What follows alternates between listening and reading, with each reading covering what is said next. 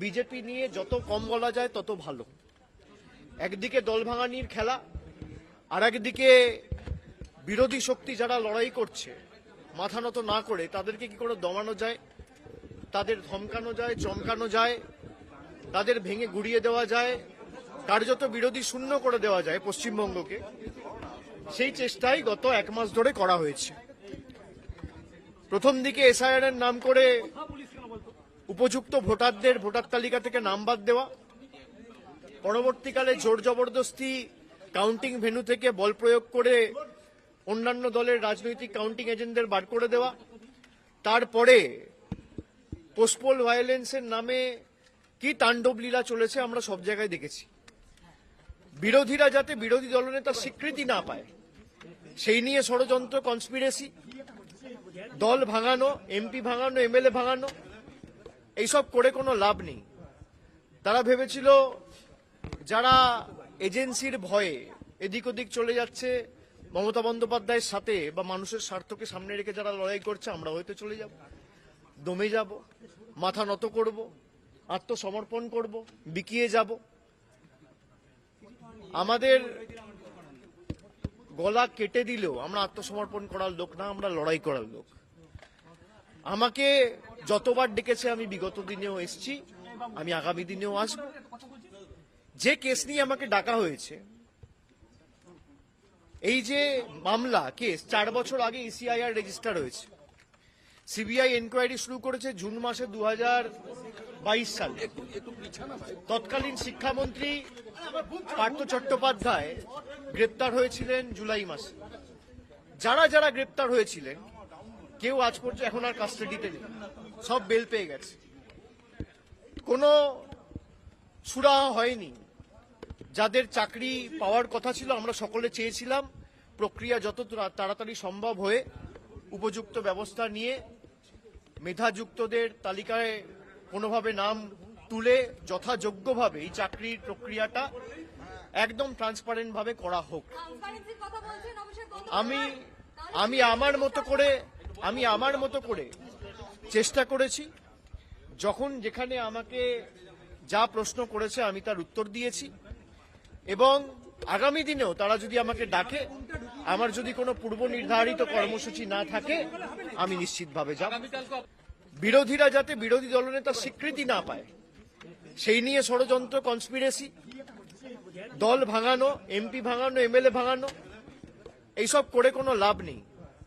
তারা ভেবেছিল যারা এজেন্সির ভয়ে এদিক ওদিক চলে যাচ্ছে মমতা বন্দ্যোপাধ্যায়ের সাথে বা মানুষের স্বার্থকে সামনে রেখে যারা লড়াই করছে আমরা হয়তো চলে যাব, দমে যাব, মাথা নত করব, আত্মসমর্পণ করব, বিকিয়ে যাব। আমাদের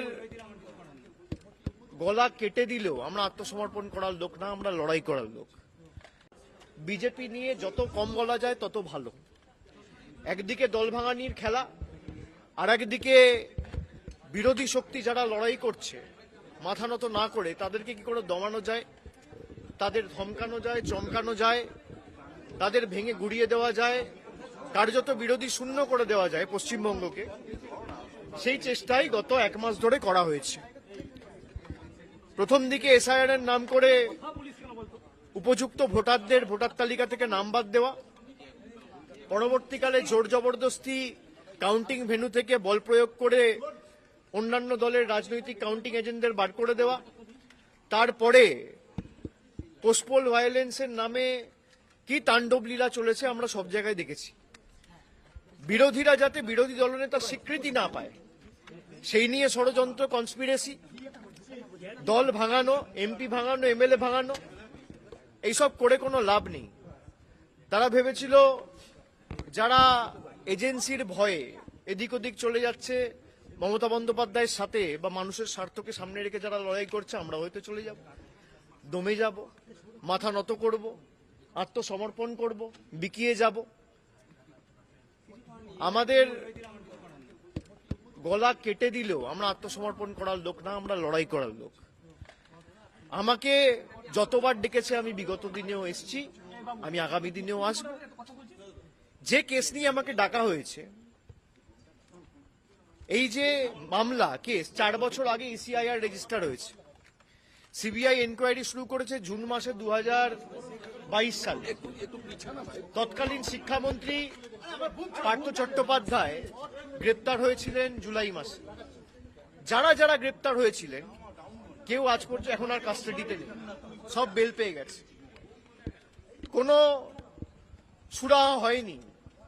যাদের চাকরি পাওয়ার কথা ছিল, আমরা সকলে চেয়েছিলাম প্রক্রিয়া যত তাড়াতাড়ি সম্ভব হয়ে উপযুক্ত ব্যবস্থা নিয়ে মেধাযুক্তদের তালিকায় কোনোভাবে নাম তুলে যথাযোগ্যভাবে এই চাকরির প্রক্রিয়াটা একদম ট্রান্সপারেন্ট ভাবে করা হোক। আমি আমার মতো করে চেষ্টা করেছি। যখন যেখানে আমাকে যা প্রশ্ন করেছে আমি তার উত্তর দিয়েছি, এবং আগামী দিনেও তারা যদি আমাকে ডাকে, আমার যদি কোনো পূর্ব নির্ধারিত কর্মসূচি না থাকে, আমি নিশ্চিতভাবে যাব। বিরোধীরা যাতে বিরোধী দলনেতার স্বীকৃতি না পায় সেই নিয়ে ষড়যন্ত্র, কনস্পিরেসি, দল ভাঙানো, এমপি ভাঙানো, এমএলএ ভাঙানো, এইসব করে কোনো লাভ নেই। তারা ভেবেছিল যারা এজেন্সির ভয়ে এদিক ওদিক চলে যাচ্ছে মমতা বন্দ্যোপাধ্যায়ের সাথে বা মানুষের স্বার্থকে সামনে রেখে যারা লড়াই করছে, আমরা হয়তো চলে যাব, দমে যাব, মাথা নত করব, আত্মসমর্পণ করব, বিকিয়ে যাব। আমাদের গলা কেটে দিলেও আমরা আত্মসমর্পণ করার লোক না, আমরা লড়াই করার লোক। বিজেপি নিয়ে যত কম বলা যায় তত ভালো।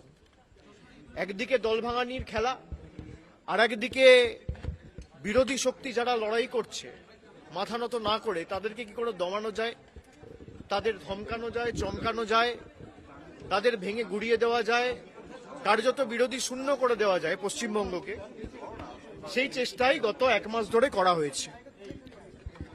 প্রথম দিকে এসআইআর এর নাম করে উপযুক্ত ভোটারদের ভোটার তালিকা থেকে নাম বাদ দেওয়া, পরবর্তীকালে জোর জবরদস্তি কাউন্টিং ভেন্যু থেকে বল প্রয়োগ করে অন্যান্য দলের রাজনৈতিক কাউন্টিং এজেন্টদের বার করে দেওয়া, তারপরে পোস্টপোল ভায়োলেন্সের নামে কি তাণ্ডব লীলা চলেছে আমরা সব জায়গায় দেখেছি।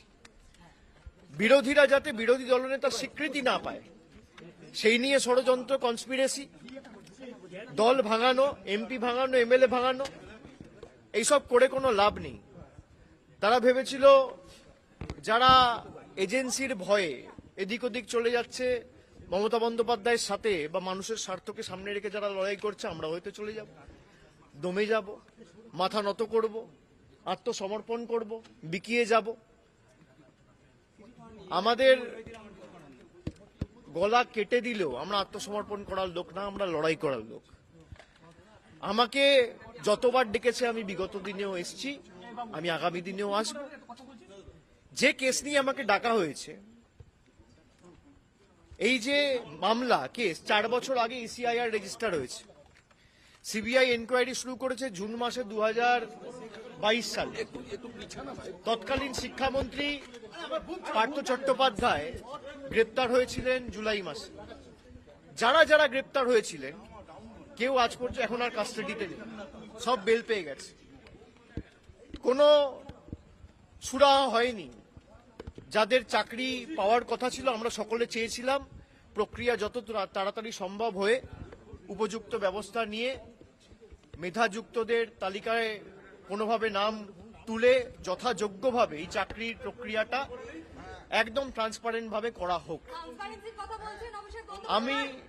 আমি আমার মতো করে চেষ্টা করেছি। যখন যেখানে আমাকে যা প্রশ্ন করেছে আমি তার উত্তর দিয়েছি, এবং আগামী দিনেও তারা যদি আমাকে ডাকে, আমার যদি কোনো পূর্ব নির্ধারিত কর্মসূচি না থাকে, আমি নিশ্চিতভাবে যাব। বিরোধীরা যাতে বিরোধী দলনেতার স্বীকৃতি না পায় সেই নিয়ে ষড়যন্ত্র, কনস্পিরেসি, দল ভাঙানো, এমপি ভাঙানো, এমএলএ ভাঙানো, এইসব করে কোনো লাভ নেই। তারা ভেবেছিল যারা এজেন্সির ভয়ে এদিক ওদিক চলে যাচ্ছে মমতা বন্দ্যোপাধ্যায়ের সাথে বা মানুষের স্বার্থকে সামনে রেখে যারা লড়াই করছে, আমরা হয়তো চলে যাব, দমে যাব, মাথা নত করব, আত্মসমর্পণ করব, বিকিয়ে যাব। আমাদের গলা কেটে দিলেও আমরা আত্মসমর্পণ করার লোক না, আমরা লড়াই করার লোক।